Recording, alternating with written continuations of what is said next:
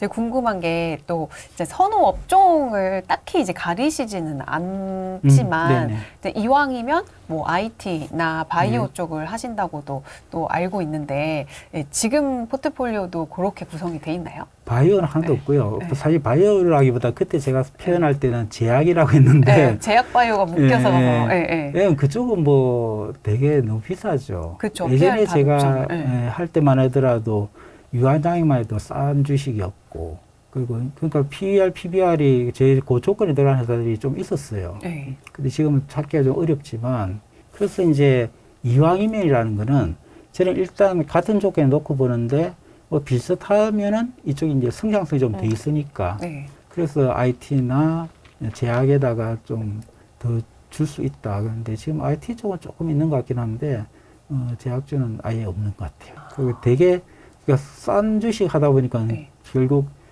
작년부터 계속 그런데 이제 금융주하고 지주회사가 제일 많죠. 그렇죠. 한 5년 전만 해도 배당 수익금 연 8,700만 원으로 생활을 하겠다라고 이제 결정을 하시고 실제로 그렇게 진행을 하신 걸로 알고 있는데 네. 5년 뒤인 네. 2025년에는 네. 그 금액을 얼마나 정해졌는지가 네. 가장 맞아요. 궁금합니다. 이제 은퇴 생활을 어떻게 살 것인가. 그러니까 예를 들어 해외여행은 어떻게 하고 국내 여행 몇 번 하고 골프를 치고 이랬을 때 문화생활 내가 요 정도면 만족하는 삶. 그래서 얼마가 드느냐 이걸 먼저 하라는 얘기였거든요. 그랬을 때 그 정도 8,700 그 시점에는 2020년 책을 쓸 때는 그랬는데 실제 작년에도 나오고 얘기했지만 실제 성과는 내가 1억 넘게 썼더라 그랬거든요.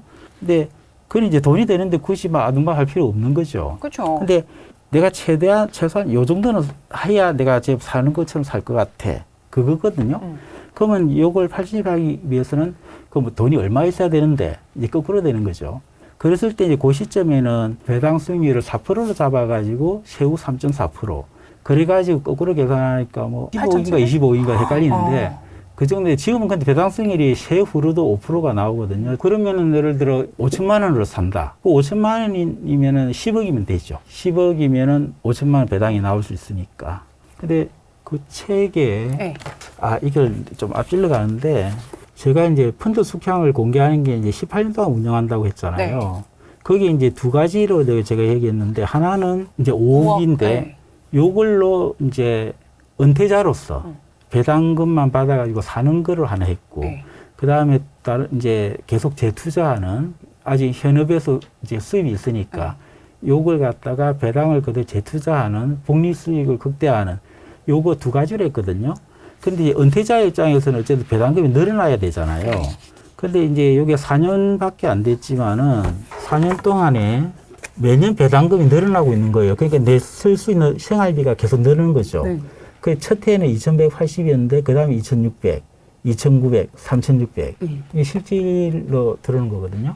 물론 이제 요 돈이 이제 재투자가 지금 되고 있지만 만약에 내가 생활비로 썼다. 네. 매년 생활비가 늘어나는 거죠. 쓸 수 있는 돈이.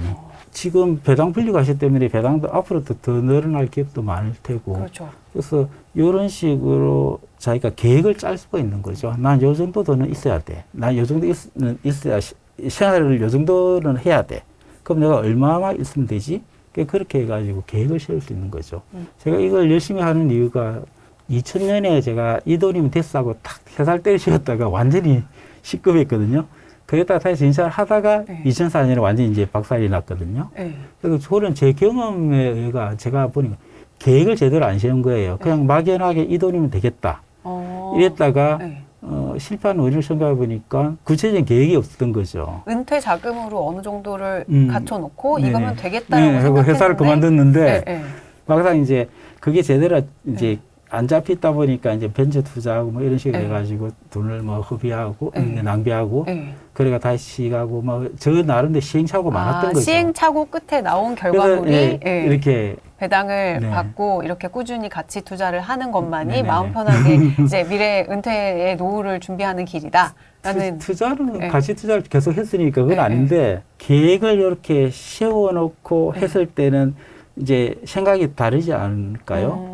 근데 그게 없이 이제 왜냐하면 2020년에 제가 벤처 투자로 돈을 많이 날렸거든요. 네. 이 여기다 투자하면 돈을 확 들어올 것 같은 거야. 그래가지고 막 하다 보니까 잃었죠. 약간 동질감이 느껴집니다. 이제 그 전까지는 그래서 내가 이제 요 돈은 만들어야 돼. 그러면은 아예 이 돈에 대해서 배당금으로 저는 이제 네. 준비가 돼 있으니까 그 돈을 허투루 쓸 수가 없는 거죠. 그러니까 원천적으로 딱 막아놓고 네네. 이거는 이제 이렇게 좀 성을 쳐놓고 네네. 이제 나머지로 할 텐데 네네. 이제 그런 계획과 준비가 없으면은 이제 은퇴 자금도 네네. 이제 한 방에 날아갈 수 네네. 있다 이런 이제 레슨을 그래서, 얻으신 네네. 거네요. 네. 예. 근데 저는 또 궁금한 게 있는 게 사실 이 투자가 저축과도 같다 이런 말씀을 또 하시잖아요. 근데 이게 일견 보면은 약간 이해가 안 돼요. 투자는 이 위험 리스크를 테이킹을 하는 건데 이게 어떻게 저축이지? 그리고 그러니까- 또 왜냐면 지금 또 우리나라가 이제 선진국으로 들어가면서 이제 장기적으로 계속 저물가, 저금리, 또 그다음에 이렇게 좀 선진국형 경제가 되잖아요. 근데 그럼에도 불구하고 이 주식이라는 게 우상향을 할 수 있다는 가정을 우리가 이제 딱 박아놔도 되는지 좀 그런 거에 대한 생각도 궁금하거든요. 그게 이제 우상향이 되는 거는 경제는 어쨌든 성장하잖아요. 네. 1%라도. 그 우리는 뭐 2% 정도는 하는 게 맞다고 보는데 네. 우리 정도면. 그리고 물가는 계속 오르고. 네. 그게 주가라는 거는 물가 플러스 경제 성장률이거든요. 그래서 우상향할 수밖에 없는 네, 거죠. 이제 오르락내리락 할 망정. 네. 장기적으로 쭉 꺼보면은 우상향이 되는 거죠. 음. 근데 그 중에 더 나은 기업, 그 평균이니까. 네. 그거보다 좀 잘하는 회사라면 그 성장률보다 더 높겠죠. 네. 그러니까 우리는 그런 회사를 투자하니까. 저는 이 책을 보면서 네. 나도 40년 뒤, 그러니까 60살 때 숙향 선생님처럼 살 수 있지 않을까라는 희망을 좀 갖고 있었거든요. 저희 같은 2030 세대에게 이건 해라, 이건 하지 마라, 이런 조언을 주실 수도 있나요? 저보다는 훨씬 빨리 될 거고요. 왜냐면 저는 아까 했듯이 사실 2004년이 제가 44이었어요. 그때 제로에서 다시 했다니까요. 와, 그러니까 훨씬 빨리 될 거고요. 저도 아직 희망이 있네요. 당연하죠. 대가들이 늘 하는 얘기가 특히 우리 버핏의 말씀들이 많이 나오잖아요. 다들 천천히 부자가 되는 거를 뭐 싫어한다 할까 안 한다 하잖아요. 너무 맞아요. 급하죠, 사람들이. 급하게 내가 한다고 해서 되는 게 아니거든요, 이게. 그렇잖아요. 버핏이 지금 연평균 수익률이 20%라고 하는데. 근데 다들 지금 하려고 하는 거는 어마어마하잖아요. 맞아요. 그러다 보니까 레버리지를 쓰고. 근데 그런 최고의 투자자도 레버리지는 쓰지 마라 하고 이 정도 수익에 만족하고 이래 하는데 아무것도 모르고 뛰어드는 친구들이 그렇게 큰 수익을 노리려고가 되겠냐고요. 그러니까 요만큼 돈 가지고 빨리 하려고 빚을 내고 신용 걸고 이래가 하는데 시장이 그렇게 먹여주는 게 아니거든요. 그러니까 그 요만한 돈, 그 아까운 돈을 또 날리고 이제 그렇게 하지 말고 이제 확실하게 단단히 따져 나가면은 이게 10%, 20% 그게 이제 복리 효과 누리고 하면은 그 버핏도 그랬고 버핏의 스승 벤저민 그레임도 그랬고 이 건전하게 투자하면은 누구나 부자가 될 거다 이렇게 장담을 했거든요. 실제로 그렇게 되시기도 했고. 제가 포트폴리오를 그냥 10년 이상 올리고 있지만은 다들 이거 가지고 되겠어? 이렇게 무거운 주식으로 뭐 이렇게 하시면 실제로 되고 있잖아요. 천천히 부자가 되면 돼요. 확실한 방법으로. 네, 진짜 오늘의 레슨 천천히 부자가 되기만 하면 되잖아요. 그러니까 그래서 제가 투자의 목적을 이제 두 가지로 얘기하지만은 하나는 이제 결혼한 사람의 경우는 자녀의 목돈이 들을 거 그거 하나가 있지만 제일 중요한 거는 은퇴 후에 그러니까 노동 수입이 이제 끊어지고 그동안 벌어놓았던 모아놨던 돈으로 살아야 되는 그 자본 수입으로 살아가야 될 때를 대비하는 거거든요. 그래서 굉장히 제가 이제 젊은 친구들이 그걸 되게 먼 훗날을 좀 어둡게 생각한다 할까 이런 게 있었어요. 요즘 좀 어떨지 모르겠는데 약간 한때 안 돌아올 거다. 네, 나랑 뭐 먼 얘기다. 이런 식으로. 국민연금도 못 받을 거다는 둥 해가지고 그거는 그렇게 될 수가 없거든요. 정상적으로 돌아간 나라가 설사 고갈되더라도 그거는 뭐 해외 유럽이나 이런 거 보더라도 그 정부 부채를 동원해서라도 그건 해주는 거거든요. 그렇게 비관적으로 볼 건 아니고 그래서 제가 많이 권하는 책이 이제 바빌론 부자들의 돈 버는 지혜라는 책이 있지 않습니까? 네. 거기에 보면은 자기 수입의 10%만 잘 투자를 하면은 노후가 보장이 된다는 얘기거든요. 그럼 90%, 왜 10%냐? 그러니까 내 수입의 10%만 떼도 내 생활에 큰 지장이 없고, 그럼 90%로 내 현재 생활을 재밌게 살아라는 얘기거든요. 네. 하루하루를. 저렇게 살아라. 그리고 이제 10%만 딱 떼가지고, 현명하게 잘 투자하면은 그걸로 노후가 보장이 될 것이다. 자, 그것도 약간 저축하듯이. 그렇죠. 굉장히 안정되게 하면 되겠죠. 그래서 그렇게 해서 제가 그 세계도 그 시뮬레이션을 해봤는데, 그거 좀 너무 길긴 했는데, 그 10% 복리를 했을 때는 꽤 나와요. 그게, 요 정도면 되겠구나 하는. 그러니까 그게 이제 현재 내 수준에 맞는 거죠. 예를 들어 내가 300만, 연봉 3천입니다. 그러면 300만 원을 투자하는 거죠. 그러면 내가 이제 3천만 원짜리 생활을 하는 그 수준은 은퇴 후에도 충분히 누릴 수 있다는 거죠.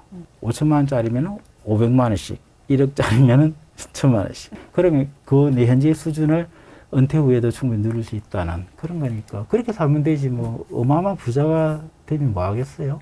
주식담보대출 받고 그러면 안 되겠네요. 안 신용대출 되죠. 받고. 당연히. 너무 네. 위험하죠, 그건. 네. 그러면 급해져요, 마음이. 그러면 투자가 제대로 안 됩니다. 실제로 제 주변에도 이렇게 보면 돈이 적잖아요. 막 이제 모은 돈 2천만 원, 3천만 원 있는데 남들 보면 막 1억, 2억 있대. 그러니까 자기도 마음이 급해져서 그냥 무조건 뭐 돈 될 것 같은 거 막 투자를 하는 거예요. 그러면 어느 순간 나 1,000만 원 잃었어. 혹은 나 2천만 원 모았어. 이걸로 뭐 새우 사 먹으러 가자. 이렇게 막 보내시는 분들이 정말 많더라고요, 제 주변에. 그런데 숙형 선생님은 그렇게 빠른 부자를 따라가다가는 패가망신을 할 테니 천천히 부자가 되는 연습을 해라 라는 조언을 해주신 것 같아요. 빨리 부자가 되면 좋죠. 근데 그게 그쵸. 안 되니까. 그게 안 대부분은 됩니다. 그게 안 돼요. 네, 예. 대부분은 안 되니까 그렇게 안 하는 게 맞다는 얘기고요. 저는 우선 마음이 편합니다. 저는 이미 그 길을 따라가고 있기 때문에 저는 부자가 될 것 같습니다. 선생님, 저는 또 궁금한 게 사소한 궁금증인데 지난 10년 동안 우리나라 주식은 이제 개걸음, 소위 개걸음을 했고 미국장은 날아가는 시장이었는데 왜 미국 주식은 투자를 안 하셨어요? 일단 우리나라 주식이 싼 게 많았으니까 그까지 볼 네. 필요가 없었던 거고요. 네. 왜냐면 제 기준은 이 주식이 싸냐 비싸냐지 네. 뭐 시장이 오를 것 같다 뭐 이런 게 아니거든요. 네. 그러니까 제 눈에는 이 싼 일들이 그냥 막 수두룩하게 보이는데 네. 굳이 다른 데 눈을 돌릴 이유가 없죠. 그래서 그랬고요. 그 다음에 뭐, 유행이었잖아요. 미국 주식이. 그래서 지금도 그렇고. 네. 그래서 이렇게 보면은 사실은 미국 주식이 너무 비싸요. 그쵸. 물론 이제 영어가 피하고. 안 되니까 그것 때문에 접근하기도 어려운 것도 네. 있지만 지금 뭐, 예를 들어 테슬라 같은 경우가 시가총액이 1조 4천억 달러라고 하는데 네. 그 회사 자기 자본이 얼마인지 아세요? 얼마요? 800불도 안 되더라고. 시가 지금 2위가 됐나? 1위죠. 엔비디아? 엔비디아. 네. 엔비디아가 4조 4천억 달러가 네. 되는데 2천억 달러가 안 되는 것 같은데 자기 자본이? 네. 예, 예. 너무 비싸. 위험하지 예. 않아요? 예, 예. 저는 최근에 그 AI 투자 때문에 뭐 200억을 빌리니 300을 빌리니 이러고 있더라고요. 아니 그 시가총액이 1조 2조 이래 되는 회사들이 뭘 돈을 왜 빌려 200억 불을 보니까 자기 자본이 없는 거예요. 네. 왜 그런 회사를 우리나라에 이렇게 싼 거 많은데 예. 뭐 물론 이제 그러니까 제가 이런 얘기하는 건 이제 성장성이랑 그런 전혀 모르는 그 뭐라 하나 AI에 대한 그런 가치도 모르는 뭐 형편없는 사람이 되겠지만 그냥 그거는 이제 제 아는 능력 범위니까 그 제 눈에는 요 정도만 해도 좋은 주식들이 많고 그거 다 간단하잖아요. 아까 얘기했듯이 PR이 5고 PBR이 5라 그러면은 이거는 가치에 비해서 형편이 싼 거 바로 비교가 되잖아요. 네. 배당을 갖다 오픈해주고 이런 거 사면은 뭐 너무 편하잖아요. 안 올 이유가 없잖아요. 1년에 보통 책을 거의 뭐 80권, 100권 정도 읽으신다고 네. 알고 있는데 네, 네. 이제 올해도 또 그 정도 읽으셨는지 또 올해 만약에 읽으셨던 책 중에서 또 저희 네, 같은 네. 이 투자자들한테 또 추천해 주실 책이 있다면 뭐가 있을까요? 그게 이제 책을 100권 이상 읽었다는 거는 이제 처음에는 되게 적게 읽던 거를 좀 읽으려고 써서 막 하는 방법이 있어서 그것도 지난번에 한 말씀드렸는데 그게 이제 습관이 되니까 네. 많이 읽게 되더라고요. 그렇죠. 그래서 100권 넘게 계속 읽었는데 2022년인가로 끝났어요. 그때 104권인가 읽고 그 다음 해부터는 뭐 80권 정도를 네. 뚝 떨었어요. 올해 한 81권인가 읽었더라고요. 네. 와. 근데 제가 이제 원래 100권 읽겠다 목표가 있었던 건 네. 전혀 아니고 읽다 보니까 그랬던 거고 그래서 좀 정독을 하기 위해서 줄여야겠다 이런 생각들은 했는데 지금은 이제 정독 때문에 그런 게 아니고 이게 이제 이해력 부족 그 다음에 보면서 이렇게 앞에 읽은 걸 또 생각이 안 나 그래 다시 돌아가고 뭐 이런 것도 있고 뭐 이래서 좀 그 속도가 느려졌다고 해야 되나? 최근 이제 그만큼 못 읽고 있어요. 올해 또 저희에게 아, 추천해 주실 책. 예. 올해 나온 책은요, 저기, 워런 버핏의 주주 소환을 워런 버핏 바이블. 예, 예. 그게 이만큼 두껍게 나왔거든요. 그게 원래 이제 계속 나오던 책이에요. 워런 버핏 네. 바이블이 몇 번 나오는데 그게 이제 버핏이 이제 버커셔의 주주 소환을 네. 모으고 거기다가 주총에서 질의응답을 모은 책이거든요. 네. 그게 몇 년 전에부터 나왔던 건데 이제 우리 FM 미디어 거기서 계속 이번 같은 경우는 버핏이 이제 올해 은퇴를 선언했잖아요. 그러면서 그런 것까지 담아가 원래 원서는 몇 년 전에 나온 거에다가 계속이다 더인 거야.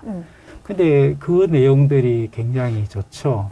너무 두꺼워서 들고 다닐 수는 없을 텐데 찰리 먼거도 자주 등장하거든요. 그 두 분의 그야말로 투자를 넘어서 가지고 그야말로 삶의 지혜 맞아요. 이런 거를 배울 수 네, 있죠. 오늘 올해 마지막 그 서한을 보고 감동받으신 분들 많잖아요. 그렇죠. 네. 그런 내용을 또 올해 또 워렌 버핏 바이블 이제 읽으신 책으로 또 추천을 해주셨네요. 그리고 이제 두 네. 번째 추천할 책은 네, 여러분 보이시죠? 이거는 우리 저 나온 날이니까 출판사에서 보여주라고 했어요. 전 개인적으로 네. 진짜 잘 읽었어요. 다행입니다.